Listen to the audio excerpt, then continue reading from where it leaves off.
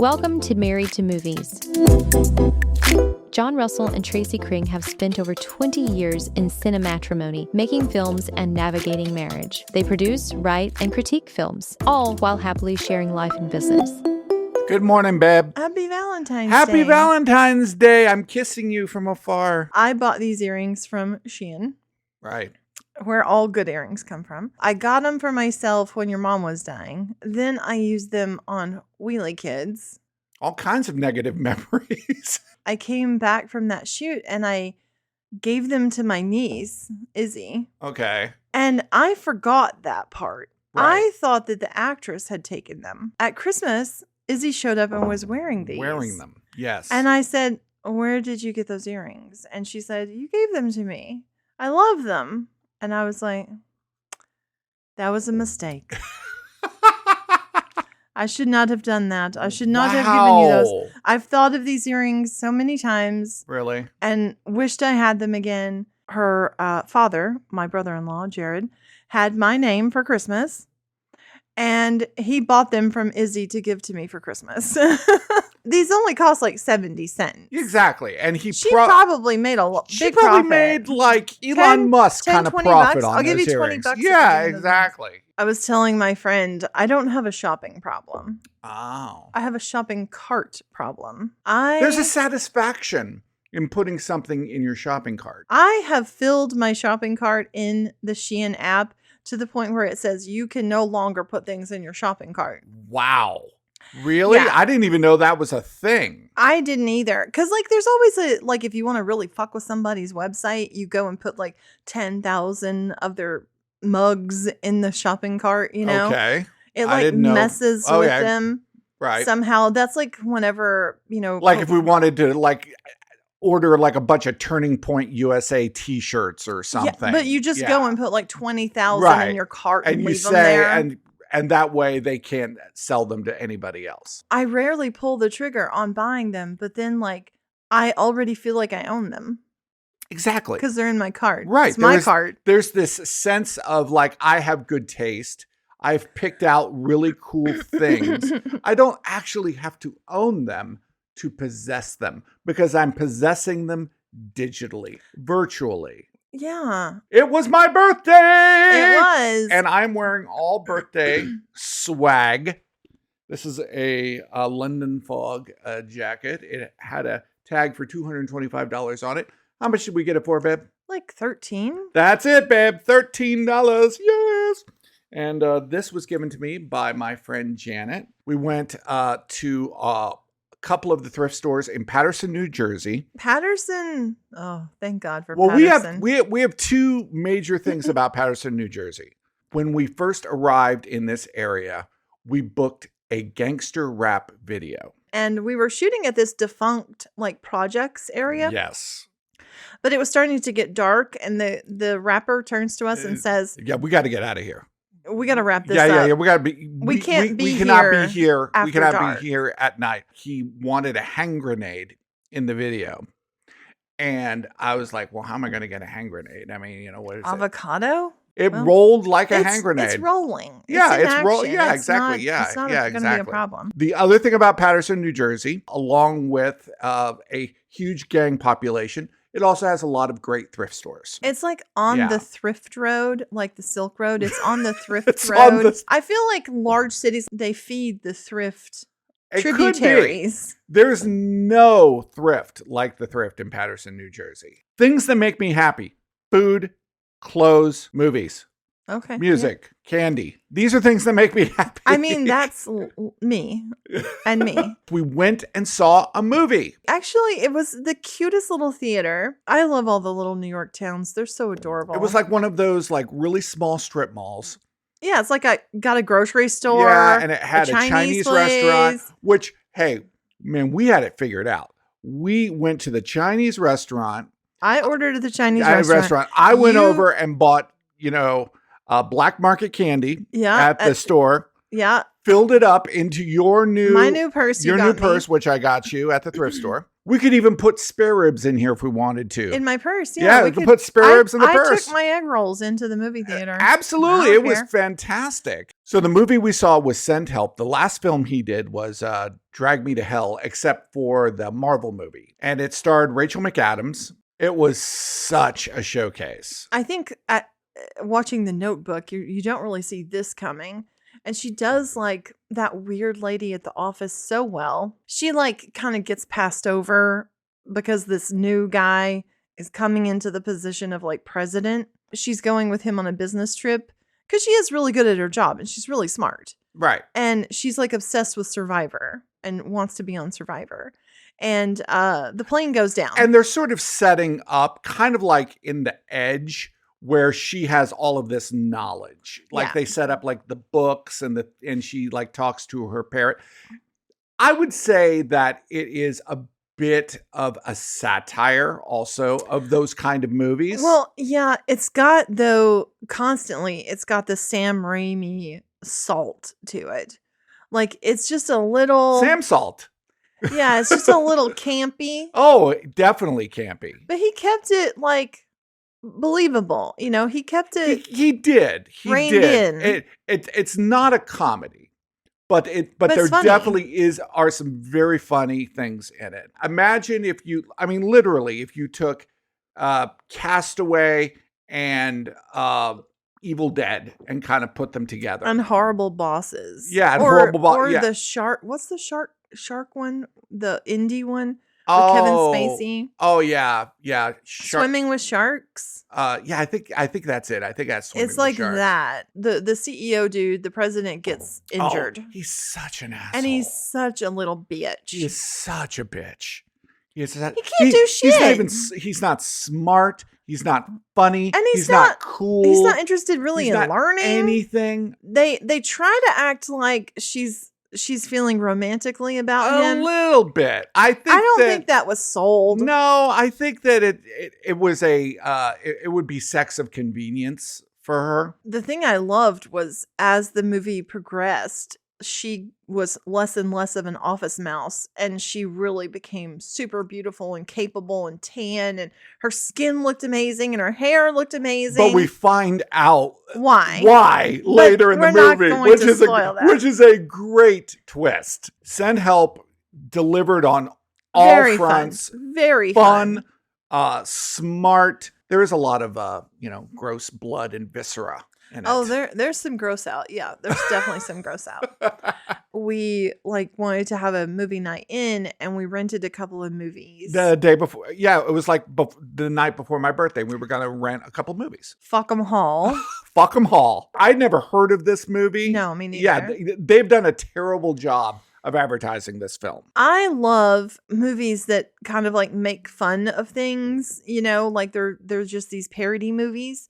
And Fuck 'em Hall is making fun of all of the British TV series and movies, yes. Right? All of the proper Victorian Downton Abbey, Upstairs, Agatha Downstairs. Christie's, all of that. Yeah, all of that sort of very buttoned down and it's British. It's got the dude from Billions. It had some really good laugh out loud moments. It did. On the sign, it said "Fuck 'em Hall, Incest Infinitum." And there were a lot of jokes about having sex with your cousins or marrying your cousins. Well, one of the things that was hysterical was the Bechdel sisters. They were like, "That's oh so my funny. God, he's so beautiful. I wish he would marry me," you know. And they're only talking about men. Only talking about men. That was funny. And they were the Bechdel sisters. The mom and dad are talking about how their daughter is not married, and they're like, "Oh my God, she's such a dried up old spinster at 23." You know, isn't it? Four weddings and a funeral. Yeah. You know the way the priest, keeps screwing up. Yeah. He found a new way to screw up. That was truly hilarious. It was really good. Yeah, it was really hilarious. Kiss the choir boys. You make now kiss. The choir boys will now be singing a song. He had no idea where the punctuation was. It's super silly. It is was very fun. I mean, at times it bordered on airplane silly. Then we watched Dust Bunny. Right. Mads Mikkelsen. Whom I love. Love Mads Mikkelsen. Really, Mads Mikkelsen's one of those actors that I will consider watching something just because he's in it. Because I will. He's cool. He's funny. He's weird. He's dark. He's sexy. I have a the whole package. confession Oh to wait. make. Sometimes I just look up young Mads Mikkelsen pictures. He's a dancer. Oh, okay. He was like, I think he's so interestingly gorgeous. Manly, but also, he might be wearing lipstick. It just doesn't matter. Nice. It just does not matter to him. I like the idea of him with lipstick and Okay. maybe some thigh-high Oh, pantyhose. shit, Tracy. corset, This is a our corset, Valentine's Day. a corset. This is not Mads Mikkelsen's Valentine's Day with you. Okay? Dust Bunny has Mads Mikkelsen, who is basically like your classic assassin. Well, it's like The Professional. Yeah, it's like The Professional. This And little girl lives girl, in the building. She hires him, the hitman, to she kill. she finds out that Mads Mikkelsen is a hitman, and there's a monster under her bed. And she hires him to kill the monster. She gets the money for him to kill the monster by stealing it from the coffers at the Catholic Church. She does. The whole thing felt like a metaphor for a woman and growing up in the world, coming of age. Well, it's by the creator of Pushing Daisies. And he was also, I believe, the showrunner on Hannibal, which obviously that's the Mads Mikkelsen connection.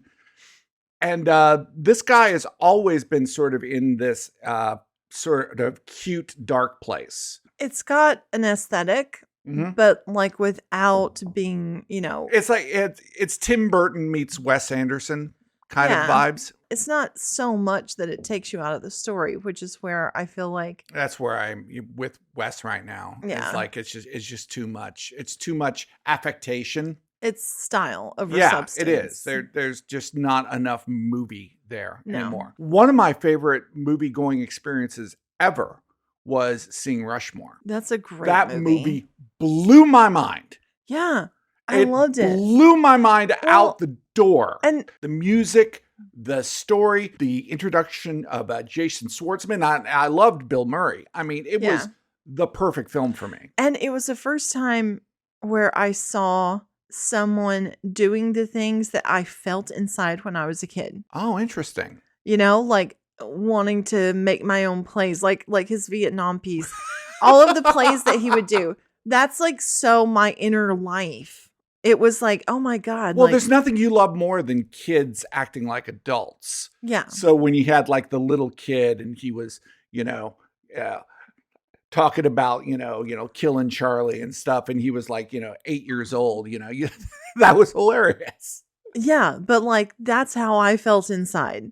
And when I was just like, I love that movie because it captures that. The Fabulous Mr. Fox. Oh my God. That's a brilliant movie. That's a brilliant movie. Getting back to Dust Bunny, also Sigourney Weaver. She was really cool. She was really cool in it. She was kind of playing that classic in The Professional. It was Danny Aiello.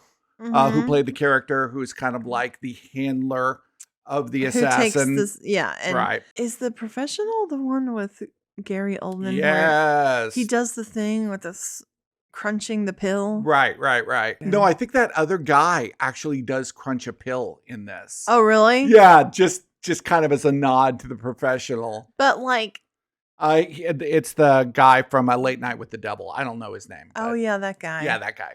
Kind of interesting. He is kind of a really interesting I feel like actor. he would have been in the Harry Potter movies if they were being made I now. agree. I think he would. He could have been Snape. He would have been great in there. Oh, he would have been a great Snape. Yeah. I absolutely agree. If they ever remake those movies. Well, they are remaking them. They're remaking them as a series. Oh, HBO is remaking this it as a series right now. Okay. I mean, I think there's a lot. There's a lot there in the books that wasn't explored. I got a frantic text from someone that I work with occasionally. This client, they need this animation and edit done for a video that they're pitching at this to do at this trade. It was a trade show thing. It's an insurance company. This is the glamour of being a filmmaker that I mean, I don't know what I'm going to work on necessarily. No. And it's not always going to be film. No, and it's always going to be like multiple things at the same time. And kind of like after I said, okay, he said, and it's like due tomorrow.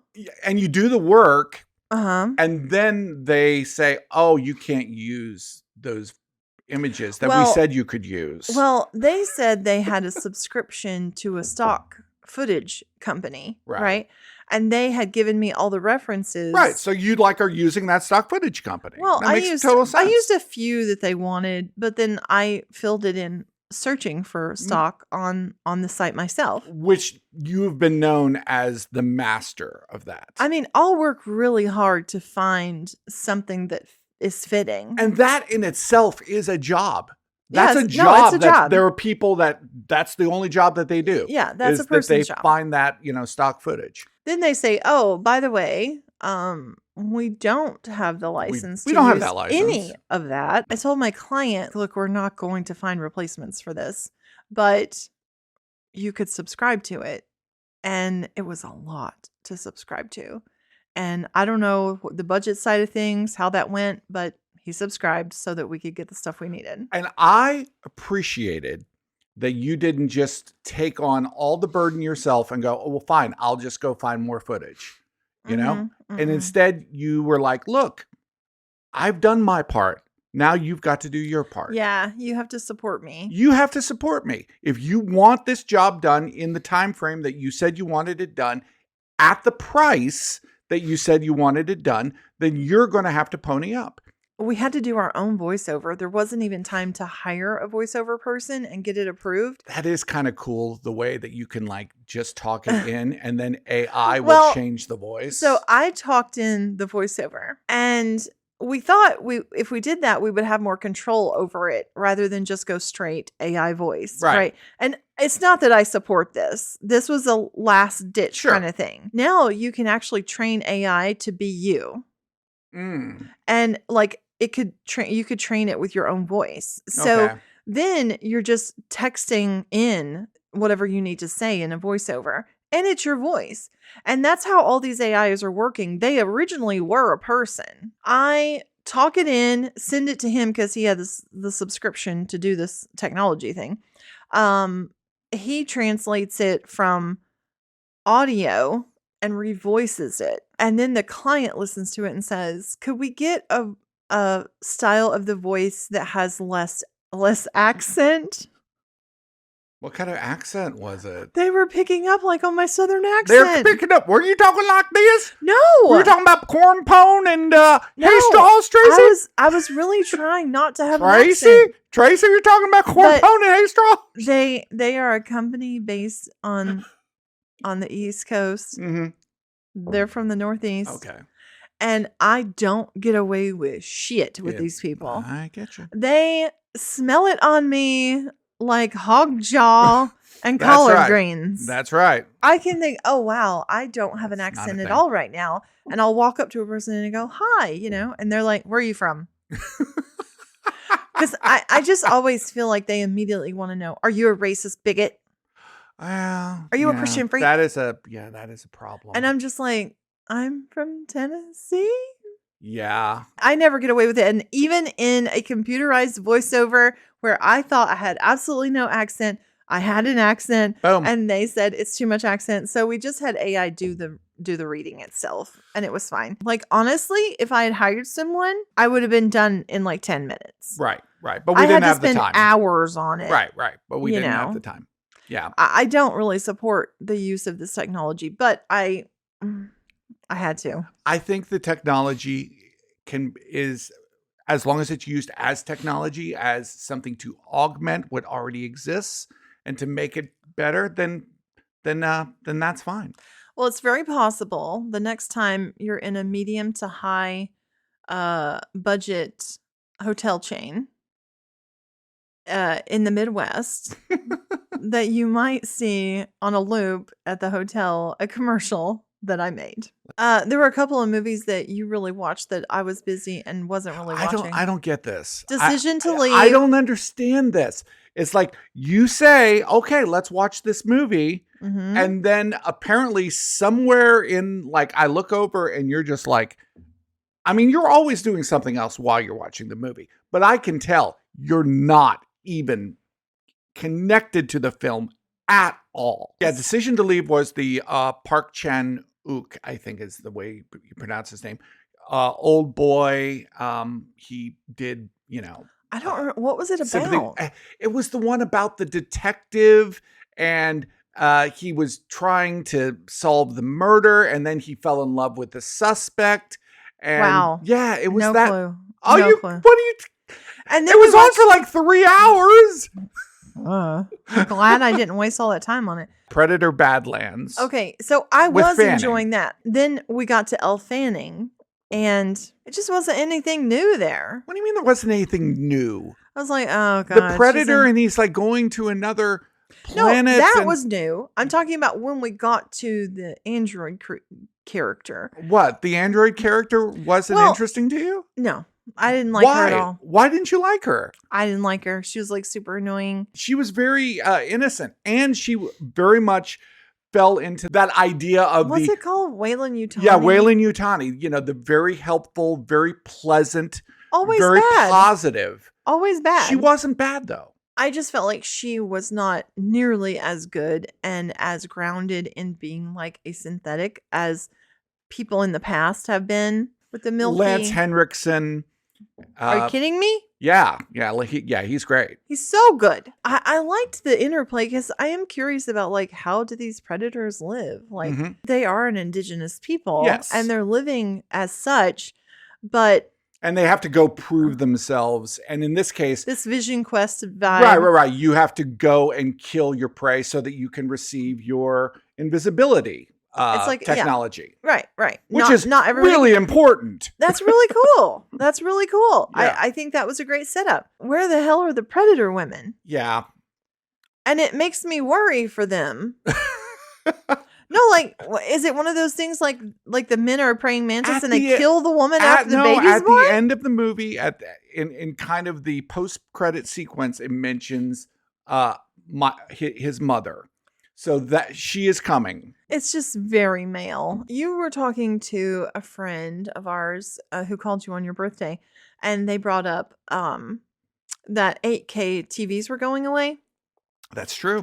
And they were like, I'd love to hear your thoughts on that. And I'm like, good riddance. Who bought them? I don't know if people really understand what HD 2K, 4K, 6K, 8K, 12K. I don't know if they understand what the hell it is. Do you know what it is? I do, but I would still like to hear what you have to say. It's not a quality. It's a size.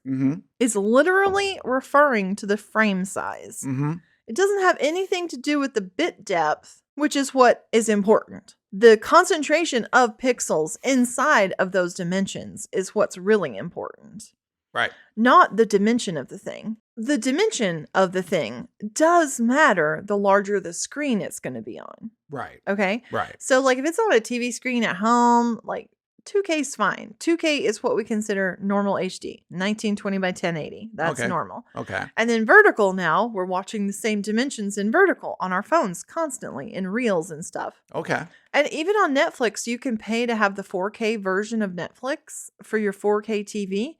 And I don't even know if anybody's doing it until the picture gets stretched to the point where it actually starts to break down. That's an issue. So but honestly, 2K films still look good at theaters. Sure. They still look fine. Absolutely. And I've never been asked by a distributor to deliver in 4K.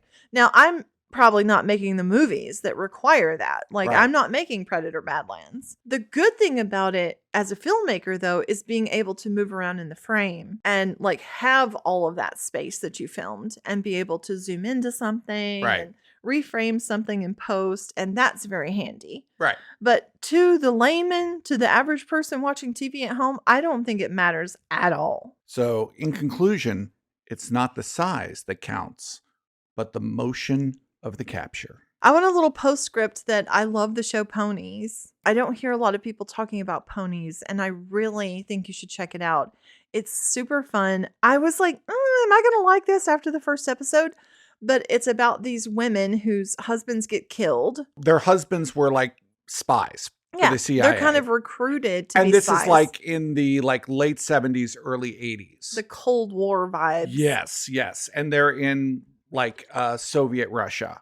And there's a whole really cool vibe. You know, if you like shows like The Americans, what really makes the show work are the two ladies. Emilia Clarke. Yeah, Daenerys from Game of Thrones. Daenerys Targaryen. Okay, fine. It's like female led. They're really smart, but sometimes they're really dumb. They're grieving widows. Yeah. But they're also kind of having fun. They've kind of decided that they're going to try to solve their husband's murder, really. Yeah. So it's cute, but then it actually kind of turns kind of dark. And what really works is that the KGB are just a lot smarter than everybody in it. It's just like, it kind of reminds me of like in Homeland, how frustrating the episodes would be, where it's like, oh my God, the terrorists are so much smarter than us. Yeah. All the spy stuff was super cool. And I just kept turning to you and saying, do you think this, like, all this kind of spy stuff really went on back then? Like, do you think it was so, like, everybody was a freaking spy? They were going after video technology. Yeah. Ponies. Eye in the Sky, Big Brother shit. Highly recommend. Very good. Yeah. Ponies was an awesome show. Tracy came up with a fun. Well, you said, Valentine's what are we going idea. to do for Valentine's Day? We don't have anything planned. And I was like, oh shit, it's Valentine's tomorrow. So I found something I think is really funny and cute. It's going to be cute. It's like a fundraiser for the seniors of our town. Mm-hmm. And it's a pancake breakfast Little at the pancake fire breakfast hall. at the firehouse. So we're going to walk in looking all spiffy to the firehouse. And there's going to be bacon and sausage and pancakes. And you're going to leave with maple syrup down the front of your shirt. Definitely. Oh, well, you know. I hate sweet stuff for breakfast. I don't like it at all. I get you. Well, next week we'll tell you how it worked out at the Firehouse Valentine's Day pancake breakfast extravaganza. You think they'll have real maple syrup? It's hard not to get romantic about movies. Follow, like, and be part of the conversation. Tune in next week for more Married to Movies with John and Tracy.